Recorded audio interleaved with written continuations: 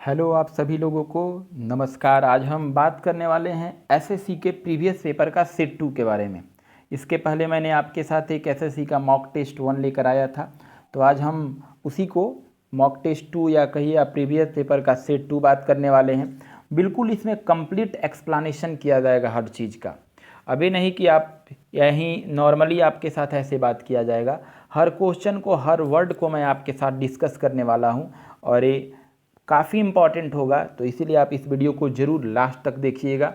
चलिए अब आगे की बात करते हैं। अब इससे थोड़ा सा आगे बात करने से पहले मैं आपके साथ कहना चाहूँगा कि अभी ये लॉकडाउन के दौर में आपके लिए इस चैनल पर बहुत सारी फैसिलिटी दिया जा रहा है। तो इस लॉकडाउन में अगर आप इस चैनल को आज पहली बार देख रहे हैं, पांडे इंग्लिश स्टडी सेंटर ये चैनल का नाम है, तो आप इस चैनल को अभी तक सब्सक्राइब नहीं किए हैं तो बिल्कुल सब्सक्राइब कीजिए और बेल के आइकन को ज़रूर आप नोटिफिकेशन के लिए प्रेस कीजिएगा और आप ज़्यादा से ज़्यादा इसे लोगों के साथ शेयर कीजिए, क्योंकि इतनी फैसिलिटी इस चैनल पे दी जा रही है कि सबको आसानी से मिल सके। और वीडियो को ज़रूर लास्ट तक देखेंगे। उसके अलावा जो आपको यहाँ पढ़ाया जाता है उसका आपको PDF फाइल प्रोवाइड किया जाएगा और PDF फाइल के लिए एक मेरा टेलीग्राम चैनल है, आप वहाँ ज्वाइन कीजिए। इंग्लिश विथ डी पांडे उस चैनल का नाम है। आपके इस वीडियो के डिस्क्रिप्शन में भी उसका लिंक दिया हुआ है, आप वहाँ से भी इस चैनल को ज्वाइन कर सकते हैं। अब आप इस चैनल पर एवरीडे क्या क्या पढ़ेंगे, तो द हिंदू एडिटोरियल आपको पढ़ाया जाएगा और उसका टेस्ट पेपर भी आपके साथ रहेगा। द हिंदू एडिटोरियल का वोकैबुलरी भी आपके साथ डिस्कस होगा। ग्रामर भी आपको दिया जा रहा है, अलग से एक क्लास ग्रामर का एवरीडे चल रहा है। ग्रामर का टेस्ट पेपर भी आपके साथ रहेगा। आपके लिए नेवी, एयरफोर्स, NDA, CDS के लिए स्पेशल एक एवरीडे मॉक टेस्ट लेकर मैं आ रहा हूँ, तो एवरीडे आ रहा है और सबका एक्सप्लेन किया जा रहा है। और एक साथ एडवांस और मैं कहूँ कि आपके लिए SSC का भी मॉक टेस्ट मैं स्टार्ट किया हूँ, जो आज मॉक टेस्ट सेकंड करने वाले हैं, और बैंक के लिए भी मैंने स्टार्ट किया है। तो ये सारे चीज़ आपको दिया जा रहा है इस चैनल पर, तो आप ज़रूर इसे देखें, ज़रूर लोगों के साथ शेयर करें। चलिए आप इस वीडियो को लास्ट तक देखेंगे। तो बिल्कुल हम आते हैं क्वेश्चन नंबर फर्स्ट से शुरू करते हैं आज कि फर्स्ट क्वेश्चन में है क्या। तो क्वेश्चन नंबर पहला पढ़िएगा, तो लिखा है in the following question out of 4 alternative choose the word with the best express. Best express मतलब साइनों को कहते हैं। कौन वर्ड है जो दिए गए ऑप्शन में से साइनों का काम करता है? तो चलिए पहला लिखिए। अगर आप नहीं जानते हैं तो अपने कॉपी पे, डायरी पे जरूर इसका वर्ड मीनिंग लिखिएगा, क्योंकि आपको बहुत फ़ायदा करेगा इस लॉकडाउन में। तो पहला वर्ड लिखा क्या है? लॉक। ये है रेशनल। रेशनल मतलब होता क्या है, ये बात आपको समझना है। रेशनल मतलब होता है तार्किक होता है। इसका एक और साइन हो सकता है लॉजिकल, ठीक है। रेशनल मतलब होता क्या है? तार्किक होगा, तो इसका एक और साइन होता है लॉजिकल। आप लिखते चलेंगे, चारों ऑप्शन पे मैं बात करूंगा। तो पहला वर्ड लिखा है टीडी। टीडी होता क्या है? दया। देखिए टीडी मतलब होता क्या है, तो टीडी एक नॉर्मल वर्ड है, तो आप बिल्कुल समझ सकते हैं कि एक कह क्या रहा है। दूसरा वर्ड देखिए लिखा है एग्रीएबल। एग्रीएबल मतलब होता है क्या? किसी बात से सहमत होना। थर्ड देखिए लिखा है लाउडेबल। लाउडेबल मतलब अगर देखा जाए तो ऊंचा आवाज़ में होना, ठीक है, मतलब ज़्यादा आवाज़ होना। और लॉजिकल, लॉजिकल मतलब ये होता है तार्किक। तो दिए गए वर्ड में अगर हम बात करें कि कौन सा ज़्यादा बेहतर होगा, तो आप ज़रा सोच के बताइए कि कौन बेहतर होगा। तो आपके लिए ज़्यादा बेहतर आंसर जो होगा वो आपका आंसर जाएगा डॉग होगा। क्लियर? देखिए क्वेश्चन क्या है, रेशनल। रेशनल मतलब होता क्या है? तार्किक। तार्किक का अगर साइनों देखा जाए तो लॉजिकल होता है। अब इस लॉजिकल के साइनों को देखिएगा तो भी वो आपका रेशनल ही होगा। अब आपका जो पहला वर्ड लिखा है टीडी है। दूसरा वर्ड अगर देखिएगा तो आपका लिखा है एग्रीएबल है। एग्रीएबल मतलब क्या होता है? मतलब किसी चीज़ से सहमत होने की प्रक्रिया को एग्रीएबल कहते हैं। थर्ड लिखा है लाउडिएबल। देखिए लाउडेबल लाउड से बना है। लाउड मतलब क्या होता है? मतलब ऊंचा आवाज़ में होना, अधिक स्वर में होना। तो इसी को हम लोग कहा जाता है कि अधिक आवाज़ में होने की प्रक्रिया को। तो देखिए हर एक वर्ड को हम लोग यहाँ शुरू से देख रहे हैं, तो काफ़ी अच्छा है। अब देखिए टीडी जो वर्ड था, टीडी मतलब होता क्या है? टीडी अगर वर्ब का काम करना है तो यहाँ कहा जाएगा कि साफ सफाई करना, सुव्यवस्थित करना, ठीक है। टीडी यहाँ टीडी के सेंस में होता है साफ सफाई। तो पहला का अगर मैं अर्थ देखूँ तो साफ सफाई करना, स्वच्छ रखना। एग्रीएबल मतलब किसी बात से सहमत होना। लाउडिएबल ऊंचा स्वर में होना। लॉजिकल मतलब तार्किक होना। तो रेशनल तार्किक है, इसलिए ज़्यादा बेहतर आपका सिनोनिम्स होगा लॉजिकल होगा। क्लियर? आइए क्वेश्चन नंबर सेकेंड की ओर चलते हैं। लिखा है डायरेक्शन में in the following question out of 4 alternative choose word which is the opposite meaning. यानी अपोजिट चुनना है, मतलब एंटोनिम्स आपको चुनना है। तो बहुत अच्छा वर्ड है, आप इसे लास्ट तक जरूर देखेंगे। तो देखिए पहला अगर देखेंगे तो क्वेश्चन में लिखा है क्या? इंट्रीम लिखा है। सेकेंड का वर्ड देखिए इंट्रीम लिखा है, तो आप इंट्रीम का हिंदी क्या लिखेंगे? थोड़े समय के लिए। इसको हिंदी में क्षणिक कहा जाता है। इंट्रीम का अर्थ क्या होगा? थोड़े समय के लिए या क्षणिक कहा जाए। तो चलिए ऑप्शन को चेक करते हैं। तो पहला ऑप्शन लिखा है प्रोविजनल, इसका अर्थ आप लिखेंगे क्षणिक थोड़े समय के लिए। प्रोविजनल, प्रोविजनल का भी लिखिए आप, थोड़े समय के लिए होता है। दूसरा लिखा है टेंटेटिव, टेंटेटिव मतलब होता है अनुमानित होता है, अनुमानित, अनुमान के आधार पर। थर्ड लिखा है परमानेंट, परमानेंट मतलब तो आप जानते ही हैं अस्थाई होता है। और फोर लिखा है इंटरवल, इंटरवल मतलब भी आप जानते हैं अंतराल होता है। तो इंटरिम का मतलब होता है थोड़े समय के लिए, क्षणिक के लिए। तो परमानेंट तो इसका अपोजिट हो जाएगा। तो आपको कौन सा वर्ड इसका ढूंढना है, साइनो की एंटो, तो एंटो ढूंढना है। तो ज़्यादा बेहतर आपका आंसर जो होगा कैट होगा। अगर साइनो होता तो ए हो जाता, लेकिन एंटो है इसलिए कैट होगा, परमानेंट हो जाएगा। चलिए क्वेश्चन नंबर हम लोग 3 पर करते हैं। 3 में कह रहा है कि find 4 word given out of each one word spelled correctly. कह रहा है कि इसमें कौन एक वर्ड है जो मतलब लिखा है, देखिए कह रहा है कि 4 वर्ड्स यहाँ पे हैं और which one word is spelled correctly. चारों में से किसका केवल एक है जिसका वर्ड सही है, 3 का गलत होगा। अब किसका किसका गलत है यही चीज़ देखना है। देखिए पहला लिखा है ब्रीफ, ये ब्रीफ का मीनिंग गलत है, इसका सुधार कर आप लिख सकते हैं BRIEF होगा। ब्रीफ मतलब होता है संक्षिप्त में, BRIEF होगा। तो ब्रीफ मतलब होता है क्या, संक्षिप्त में। तो पहला ऑप्शन गलत है, तो ऑप्शन ए नहीं होगा। पूछा है कौन करेक्ट है। सेकेंड देखिए लिखा है प्रिसीव, प्रिसीव मतलब होता है अवधारणा, इसका भी स्पेलिंग गलत है, ये होता है PER, ठीक है, CEIVE। तो इस भी सही नहीं है, सुधार लेंगे, PERCEIVE, प्रिसीव मतलब अवधारणा। थर्ड में आइए, थर्ड लिखा है रिलीव, रिलीव में देखिए होता है RELIEVE। तो रिलीव आपका अगर देखा जाए तो सही लिखा है, रिलीव मतलब होता है राहत होना, तो ये आंसर हो गया, करेक्ट है। चौथा देखिए चीफ, यह भी गलती है, CHIEF होता है। तो आप सारा का मीनिंग लिखे तो आपका आंसर करेक्ट चुनना है, तो करेक्ट एक ही ऑप्शन कैट हो जाएगा। चलिए क्वेश्चन नंबर 4 में आइए। एक कॉमन एरर का क्वेश्चन है, आपको कह रहा है कि एरर ढूंढना है कि दिए गए सेंटेंस में से कहाँ एरर है, कहाँ गलती है। ठीक है, क्वेश्चन पढ़िएगा तो बिल्कुल आसान है।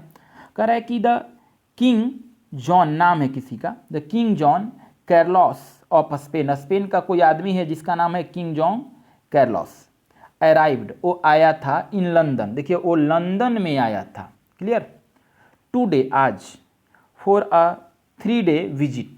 इसमें देखिए ऐसे कह रहा है, कोई बोलता है ना कि वह आदमी लंदन आने वाला है 3 दिन के यात्रा में, ऐसे कहिए, क्लियर। देखिए टुडे कह रहा है, तो जरा सोच के मुझे बताइए टुडे कौन सा टेंस में चला जाता है, प्रेजेंट के एरिया में चला जाता है। और ये जब ये देखिए यहाँ टुडे है ना, टुडे प्रेजेंट में है, और अराइव को देखिए तो ये पास्ट में कह रहा है।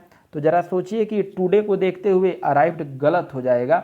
अब ऐसे कहिए कि स्पेन का ये जो आदमी है जिसका नाम किंग जॉन है, वह लंदन आता है, ऐसे कहिए लंदन आता है, और मतलब 3 दिन घूमेगा। लेकिन लंदन आता है कब, जब दिल्ली की बात होता तब। ये तो कह रहा है आज, मतलब अभी आया नहीं है, आने वाला है। तो ज़्यादा बेहतर कहा जाएगा कि वो आने वाला है। तो आप अगर ऐसे चाहेंगे इसका तो 2 आंसर बनेगा। तो पहला तो आप आंसर इसका लिख सकते हैं विल अराइव, ठीक है, आएंगे, फ्यूचर है ना, आने वाले हैं, विल अराइव। दूसरा अगर विल अराइव ना लिखना चाहते हैं तो आप प्रेजेंट में आप अराइव भी लिख सकते हैं कि प्रेजेंट में इसका क्या होगा, अराइव हो जाएगा। तो आपका या तो विल अराइव होगा या तो अराइव होगा। तो काफ़ी अच्छा ऑप्शन है, तो आप बिल्कुल इसको देख के बना सकते हैं, समझ सकते हैं, तो काफ़ी बेहतर होगा।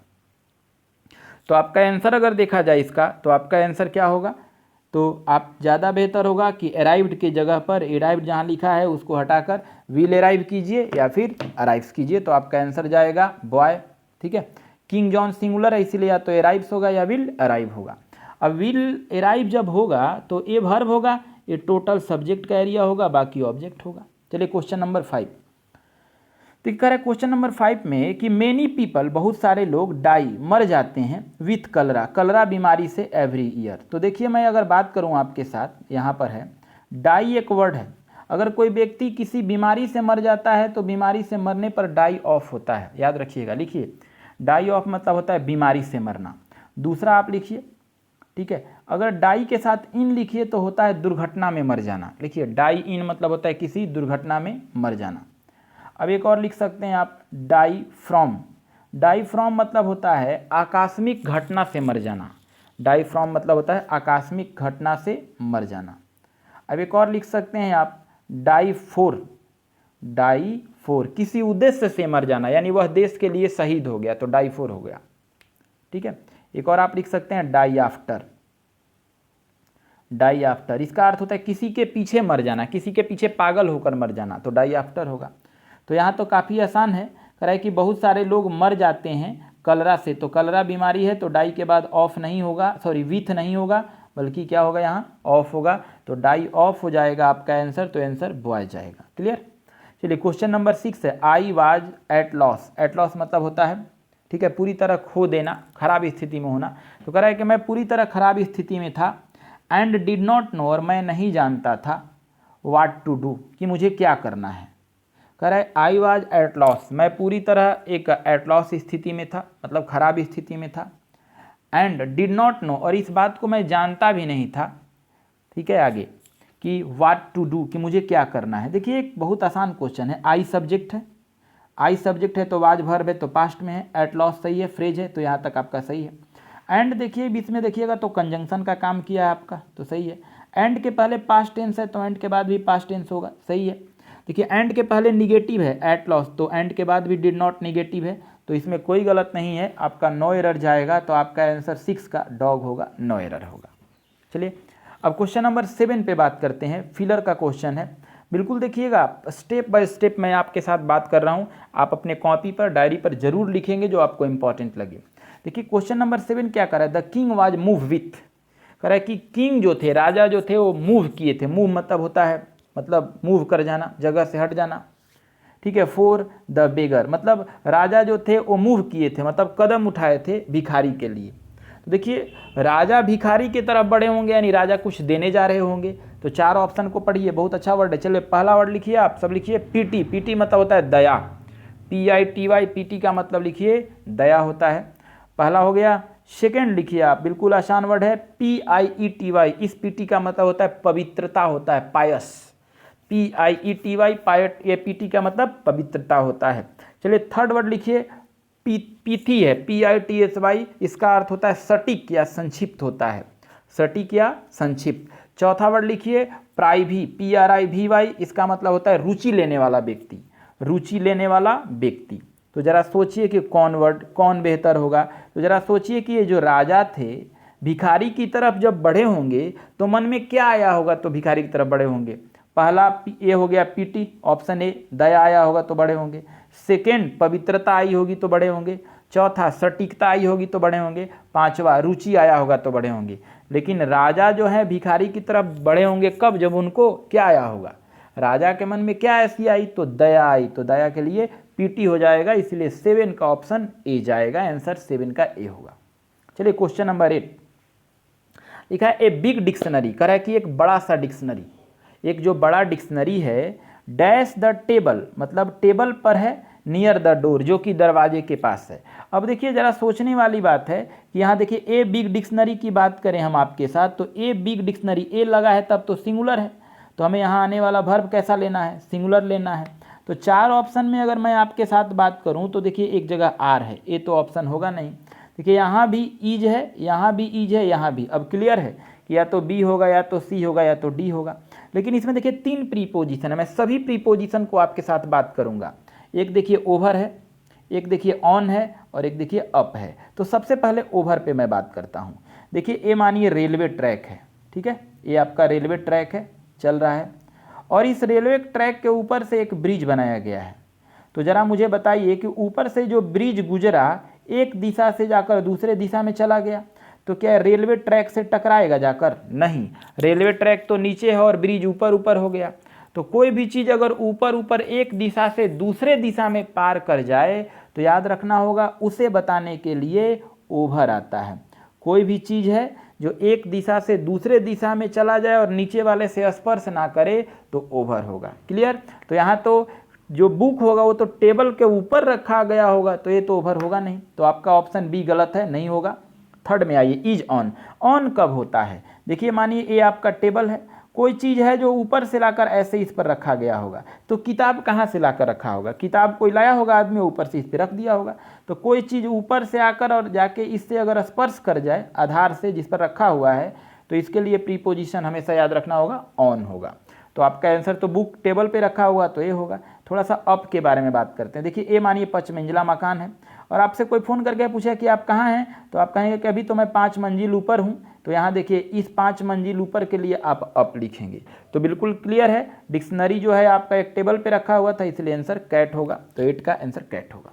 चलिए question number 9, mister Sen is absent today. अब देखिए मिस्टर सेन नाम का एक व्यक्ति अब्सेंट है आज। अब्सेंट यहाँ एडजेक्टिव का काम कर रहा है, इसका बहुत बार नाउन आता है तो अब्सेंस हो जाता है। ठीक है, करे कि मिस्टर सेन नाम का एक जो व्यक्ति है आज अनुपस्थित है। तो जरा सोचिए कौन सा टेंस है, इज प्रेजेंट है।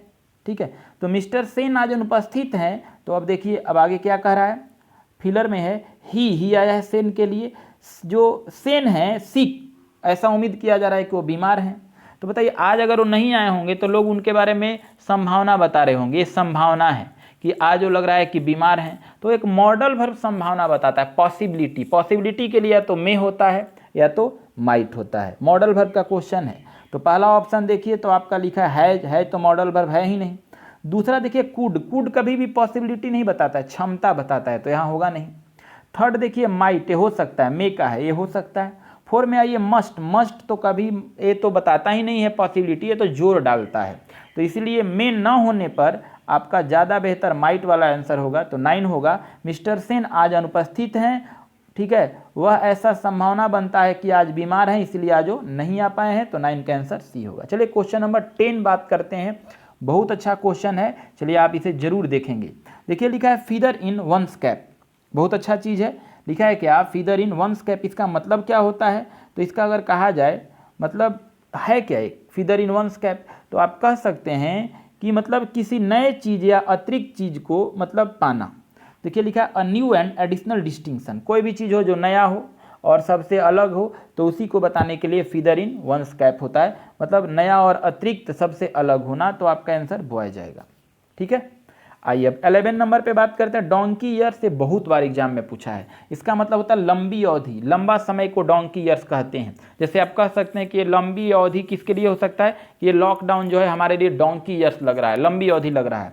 तो आपका लंबी अवधि के लिए डोंकी ईयर्स होगा। तो ये लॉन्ग टाइम आपका आंसर हो जाएगा, लंबी अवधि है, बाकी कोई नहीं है। चलिए क्वेश्चन नंबर 12 है, आगे की बात करते हैं। क्वेश्चन नंबर 12 यहाँ कह क्या रहा है, लिव नो स्टोन अनटर्न। ये देखिए बहुत अच्छा वर्ड है। अगर देखा जाए तो कह रहा है क्या, मतलब लिव नो स्टोन, ठीक है, अनटर्न मतलब हर संभव प्रयास करना। लिखिए बहुत अच्छा वर्ड है, हर संभव प्रयास करना। तो ए ऑप्शन पढ़िए, ट्राई एवरी पॉसिबल वे। देखिए इडियम एंड फ्रेज को आपको याद ही रखना होगा। ऐसे इसको ट्रिक से मैं समझाऊं तो आपको समझ में आएगा।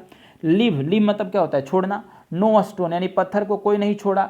अनटर्न मतलब वहीं पर, बल्कि हर कोई उसे क्या किया होगा, प्रयास किया होगा। तो इसीलिए हर संभव प्रयास करना होगा। तो 12 का आंसर एप्पल होगा। चलिए क्वेश्चन नंबर 13 में आते हैं। ये 13 आपका वन वर्ड सब्स्टिट्यूशन से है, बहुत अच्छा है।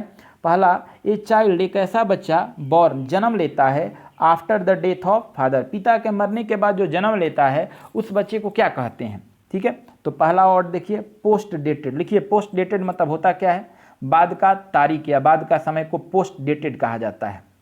दूसरा लिखिए प्री मैच्योर। प्री मैच्योर मतलब होता है समय से पहले, कोई भी चीज़ अगर पहले हो जा रहा है ना तो प्री मैच्योर है। अब लिखिए पैटर्नल। पैटर्नल लिखिए पिता से संबंधित या पैतृक, पैटर्नल।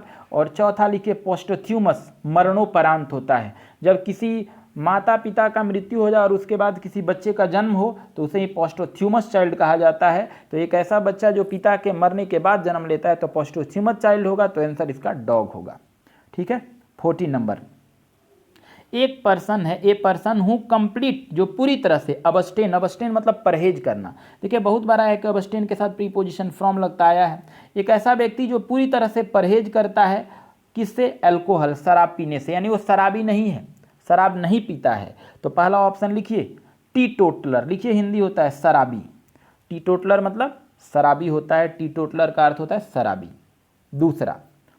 दूसरा लिखा है ड्रंक्ड। ड्रंक लिखिए पियक्कड़ होता है, ड्रंक्ड का यहाँ मतलब हो जाएगा पियक्कड़। थर्ड लिखिए एल्कोहलिक। एल्कोहलिक मतलब भी होता है शराबी। और चौथा लिखा हुआ है इम्पोस्टर। इम्पोस्टर मतलब भी होता है बहुरूपिया, पाखंडी। तो इस क्वेश्चन में अगर देखिएगा तो एक उलझा हुआ कंसेप्ट है। कह क्या रहा है 14 कि एक ऐसा आदमी हु कंप्लीटली अबस्टेन जो पूरी तरह से परहेज करता है, ठीक है, फ्रॉम अल्कोहल। तो ये देखिए एक वर्ड मैंने अभी गलत बोल दिया। देखिए टी टोटलर किसे कहते हैं, तो टीटोटलर ज़्यादा बेहतर होगा कि मतलब उसको कहते हैं जो शराब से दूर रहता है, जिसको शराब पीने की आदत न हो। और ये जो ड्रंक है शराबी होता है, एल्कोहलिक भी शराबी होता है, तो टीटोटलर मतलब होता है शराब से दूर, ठीक है, जो शराब ना हो, शराब ना पीता हो, शराबी ना हो, तो आंसर ही जाएगा। 15 पे आइए, one who is able to use both hand. देखिए चारों ऑप्शन कह रहा है क्या, वन एक ऐसा आदमी, हु इज एबल जो सक्षम है, टू यूज उपयोग करने में, बोथ हैंड अपने दोनों हाथों को। तो अपने जो दोनों हाथों को उपयोग करता है उसे हम लोग क्या कहते हैं, दोनों हाथों से कुशल व्यक्ति। तो चारों ऑप्शन देखिए, पहला ऑप्शन देखिए लिखा है सिंस्टर, बहुत अच्छा वर्ड है, सिंस्टर मतलब पापी होता है, सिन वर्ड से बना है। दूसरा वर्ड लिखिए एम्बिक्सटीरस, इसका हिंदी लिखिए दोनों हाथों से लिखने वाला, एम्बिक्सटीरस का हिंदी होता है दोनों हाथों से लिखने वाला। थर्ड लिखा हुआ है एम्बीवैलेंट, एम्बीवैलेंट मतलब होता है मेल जोल वाला, जो आपके पास है वो मेरे पास है, मेल जोल है, एम्बीवैलेंट है।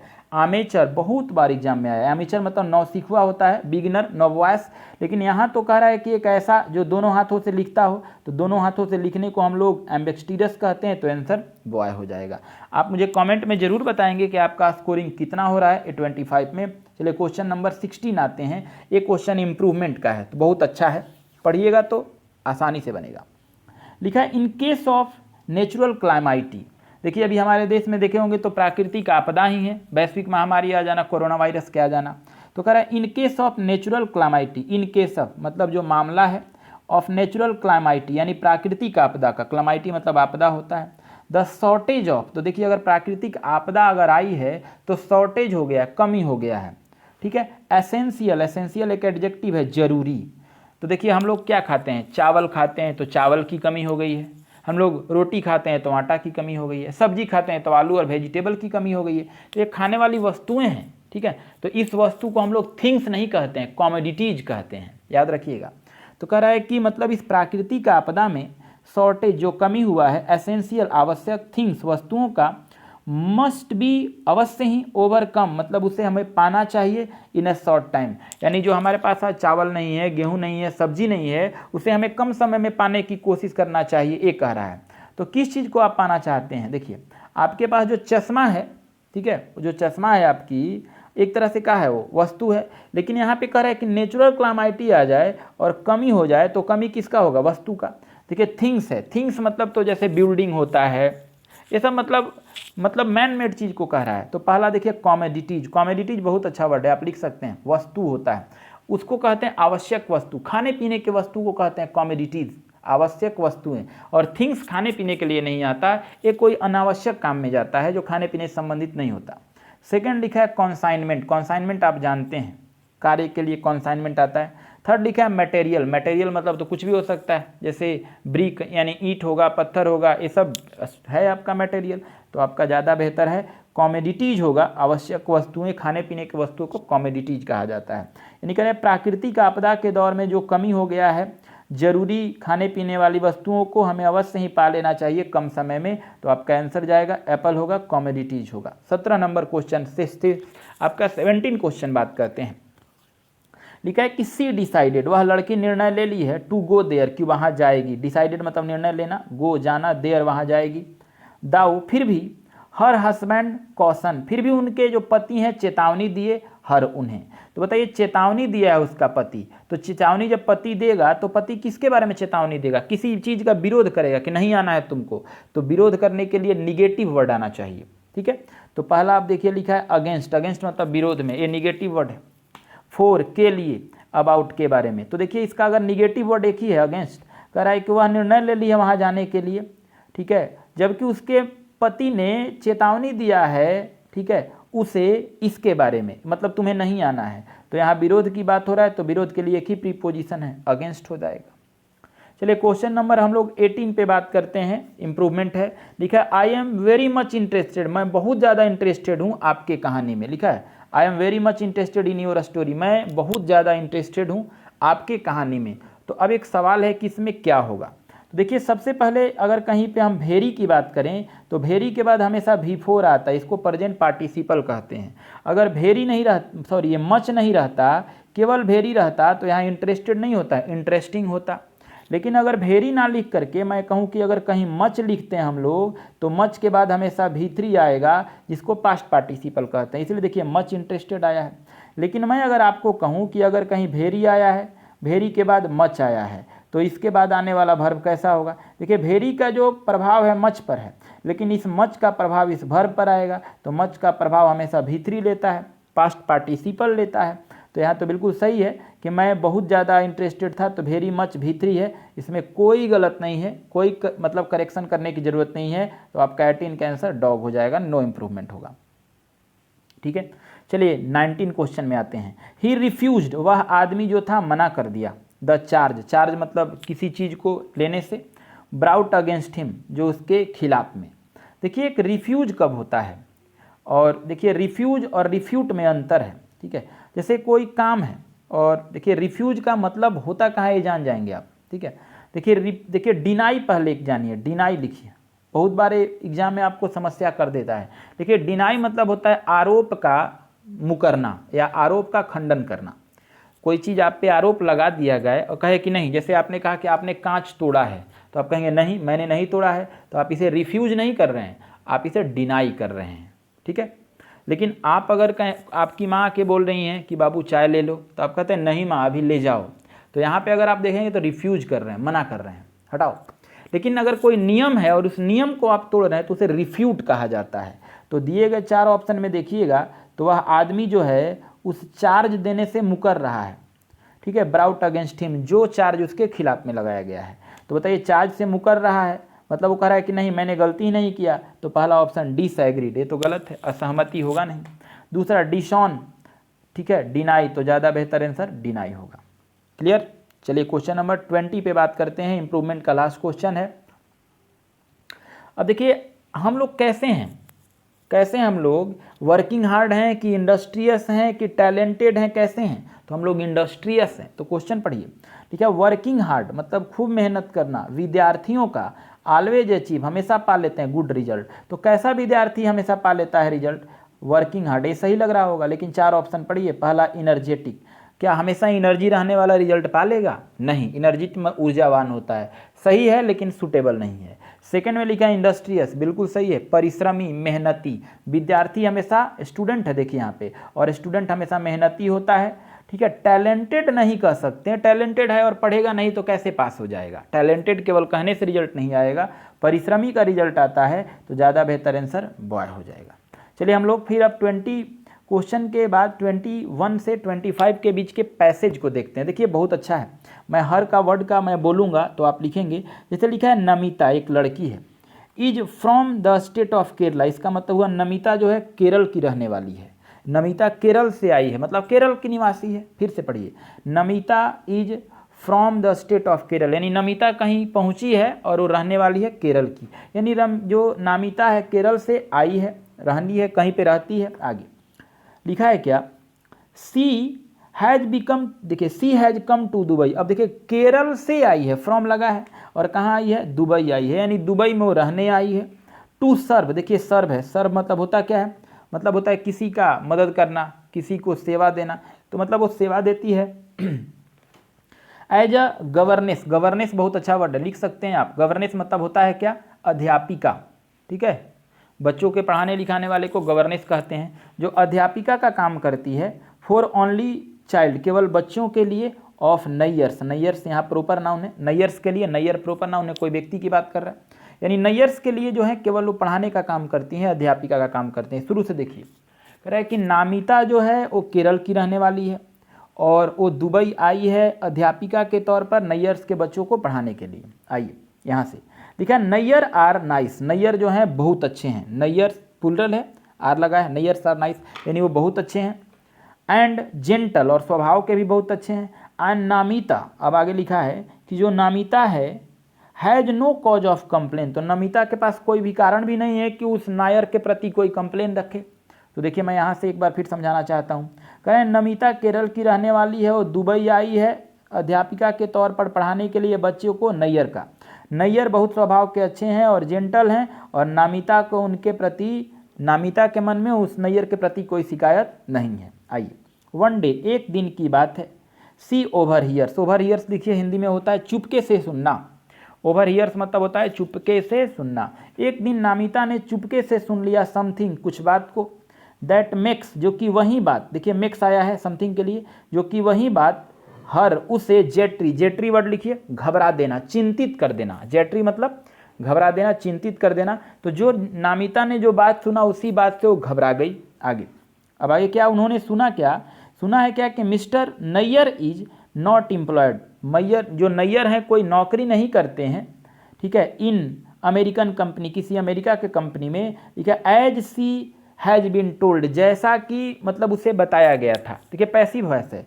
ठीक है, जब आई थी नामिता काम करने के लिए नैयर के घर, तो किसी ने बोला था कि नामिता, नैयर जो है ये अमेरिकन कंपनी में एक एम्प्लॉय हैं, जहाँ कर जाकर तुम्हें बच्चों को पढ़ाना है। जबकि जब वो सुन ली चुपके से, तो उसे पता चल गया कि ये नैयर किसी कंपनी में काम नहीं करता है। आगे, अब आगे कह क्या रहा है कि the nature of his business, his आया है किसके लिए, नैयर के लिए, कि नैयर का जो व्यापार का मतलब दृष्टि है, एक तरह से नेचर है, वो इलीगल है। यानी नैयर जो है अपना काम जो करता है वो गैर, मतलब कहा जाए तो बिना नियम कानून का करता है, गलत ढंग से करता है, गैर कानूनन करता है। अब आगे, सी इज शॉक, अब देखिए वह जो सी आया है नामिता के, नामिता जो है बहुत शॉक रह गई। ठीक है, एंड वांट, शॉक मतलब होता है दुख में होना अचानक, and want to go back, और चाहती है कि अब दोबारा वो केरल चले जाए, वापस आना चाहती है Kerala, to her home town, अपने गांव पर या अपने शहर में जहां वो रहती थी, टू हर ऑन पीपल, अपने लोगों के पास वो आना चाहती है। देखिए फिर से, नामिता केरल से दुबई गई और शिक्षिका का काम किया नैयर के घर पर। नैयर जो था स्वभाव का बहुत अच्छा था, इसीलिए नामिता को कोई शिकायत नहीं था। एक दिन नामिता ने चुपके से सुन लिया, जो सुनकर उसके बातों से घबरा गई कि नैयर अमेरिकन कंपनी में काम नहीं करता बल्कि एक गैर कानूनन काम को करता है, और वो घबरा गई और वापस वो अपना केरल आना चाहती है। चलिए, अब पैराग्राफ चेंज हुआ तो एक नया चीज़ आ रहा है। अब एक गोपाल, तीसरा नाम आ रहा है गोपाल का, नैयर और नामिता के अलावा। Gopal is from a very poor family. अब देख रहा है गोपाल नाम का एक लड़का जो है बहुत गरीब परिवार का है, फ्रॉम है, यानी गोपाल एक गरीब परिवार का लड़का है। His family owns a very little, देखिए कह रहा है कि उसका परिवार, गोपाल के परिवार ऑन्स है अपना, ठीक है, a very small piece of land, यानी उनके पास जमीन का थोड़ा सा भाग है, थोड़ा मोड़ा जमीन है। That can hardly meet there, ठीक है, अब देखिए थोड़ा सा जब जमीन है तो कह रहा है कि उस जमीन से, लिखा है कैन हार्डली मतलब कुछ भी नहीं, मीट प्राप्त होता है, देयर उन लोगों को, फूड रिक्वायरमेंट जो भोजन की जरूरत होती है। यानी गोपाल के पास जो जमीन है उस जमीन से गोपाल को उतना भी भोजन नहीं मिलता है जितना उसे खाने की जरूरत होती है। वन डे, एक दिन की बात है, Gopal gets a nice offer, Gopal को एक बहुत अच्छा ऑफर मिला, मौका मिला, टू वर्क काम करने का, इन एमेरिटस, देखिए एमेरिटस मतलब होता है क्या, अमीर के साथ, ठीक है, वो अमीर के साथ उसे काम करने का या अमीर बनने का मौका मिला, अमीर के साथ काम करने का मौका मिला। आगे विथ अ कंस्ट्रक्ट, लिखा है कंस्ट्रक्शन कॉन्ट्रैक्टर, और कंस्ट्रक्शन के काम में उनको मतलब एक नौकरी मिली, इस तरह की बात हो रहा है। अब आगे देखिए, मतलब कंस्ट्रक्शन के लिए उसे बुलाया गया। इन ऑर्डर टू मतलब उद्देश्य से, इसी उद्देश्य से, टू मीट वो मिलने चला गया, द एक्सपेंसेस ऑन ट्रैवलिंग मतलब ट्रैवल करके। अब देखिए लिखा है द फैमिली डिसाइडेड, तो गोपाल के परिवार है निर्णय लिया, to sell their own land, कि वो जो उनके पास जमीन है वो बेच देंगे, अब जमीन को बेच देंगे गोपाल के लिए, ठीक है। आगे, and send Gopal to foreign country, और उसी पैसे से गोपाल को विदेश भेज देंगे, टू मेक मनी, और गोपाल जाएगा और उसी पैसे से वहाँ खूब सारा पैसा कमाएगा। ऑन अराइवल, और आने पर, अब देखिए कौन आने पर, जब ये गोपाल जहाँ जाना था इसको कॉन्ट्रैक्टर के पास, तो जब कॉन्ट्रैक्टर के पास गोपाल आया तो लिखा कॉन्ट्रैक्टर जो था, कॉन्ट्रैक्टर वहाँ कॉन्फिसिकेट कर लिया, लिखिए कॉन्फिसिकेट मतलब जब्त कर लेना, कोई चीज़ था जो छीन कर रख लिया, तो जो कॉन्ट्रैक्टर था वो कॉन्फिसिकेट कर लिया, जब्त कर लिया गोपाल का पासपोर्ट, जब विदेश में गया था तो पासपोर्ट जब्त कर लिया, एंड गिव्स हिम, और उसे मतलब रख दिया। अब आगे कहाँ रख दिया, देखिए यहाँ पे है, गोपाल को मतलब कहा जाए तो उसके पासपोर्ट को रख लिया, और gives him a small place, और उसे एक छोटे से जगह में रख दिया, टू लिव रहने के लिए, विथ 10 अदर लाइक हिम, जैसा कि वहाँ भी 10 लोग उसी के जैसा थे। अब आगे लिखा है कि गोपाल, लास्ट लाइन है, अब लिखा है कि गोपाल हैज लिटल आइडिया वाट, अब गोपाल के पास लिटल आइडिया, लिटिल मतलब कुछ भी नहीं होना, गोपाल के पास ऐसा कुछ भी अब विचार नहीं था, वाट ही मस्ट डू, कि उसे क्या अवश्य करना चाहिए जिससे कि वो बच सके। तो देखिए काफ़ी आसान था, क्वेश्चन पढ़िए, लिखा है which word from the ones given best describe Namita relationship with her employer in the beginning. तो बताइए नामिता जो थी वो शुरू में कैसा व्यवहार रखती थी, नामिता को कैसा था, तो नामिता बिल्कुल नैयर के साथ सोचती थी कि नैयर बहुत मेल मिलाप का आदमी है, पॉजिटिव सोचती थी वो। तो कॉर्डियल बहुत अच्छा वर्ड है, कॉर्डियल मतलब होता है मतलब मेल मिलाप में होना, फ्रेंडली मतलब मित्र बन जाना, तो मित्र तो नहीं बनी थी, कॉर्डियल थी, मेल मिलाप में थी, ठीक है। अब आगे लिखा है सिंपैथेटिक, तो सिंपैथेटिक तो सहानुभूति होता है, नहीं होगा। कॉम्प्लेनिंग शिकायत भी नहीं होगा, तो आंसर ए जाएगा। आप बिल्कुल ध्यान से देखिएगा तो बनेगा 22 में। आइए, what does phrase make her, ठीक है, जिटरी। देखिए जिटरी वर्ड मैंने बताया था, जिटरी मतलब होता है क्या, घबराना। कह रहा है कि एक क्या अर्थ होगा फ्रेज का, मेक हर जिटरी इम्प्लाई। देखिए मतलब इसका अर्थ हुआ घबरा जाना, चिंतित होना। देखते हैं कौन वर्ड है जो घबराने और चिंतित की बात है। पहला सैडनेस, ये तो उदासी होता है, नहीं होगा। एंगर नाराजगी, ये भी नहीं होगा। ट्रामा, ट्रामा मतलब होता है समस्या, ये भी नहीं होगा। एनेक्जिटी चिंता होता है, घबराहट होता है, तो आंसर डॉग होगा। चलिए क्वेश्चन नंबर 23 है, लिखा है Namita and Gopal are similar situation. Namita और गोपाल दोनों के हालात एक है। नामिता नैयर के घर फंसी हुई थी और गोपाल किसी कंस्ट्रक्टर के घर फंसा हुआ था। बिकॉज, लेकिन, दे, अब देखिए दोनों में अंतर क्या था कि नामिता का पासपोर्ट को सीज नहीं किया गया था, लेकिन गोपाल का पासपोर्ट क्या हो गया था, सीज हो गया था, ठीक है। यानी नामिता वापस आ सकती थी, वो आना चाहती थी, लेकिन गोपाल नहीं आ सकता था। तो लेकिन एक तरह से कहा जाए तो कौन ऑप्शन है सूटेबल, अब ये देखना है। पहला, लव देयर फैमिली, ठीक है, तो दे लव देयर फैमिली, तो परिवार में तो ऐसा प्यार की बात तो पैसेज में नहीं कहा है, इसीलिए बेहतर सूटेबल नहीं होगा, एकदम सूटेबल नहीं है, बट है कुछ, बट और ऑप्शन देखते हैं। Are happy with their situation, क्या वो दोनों लोग खुश थे, नहीं, ये गलत है, बिल्कुल बॉय तो होगा ही नहीं।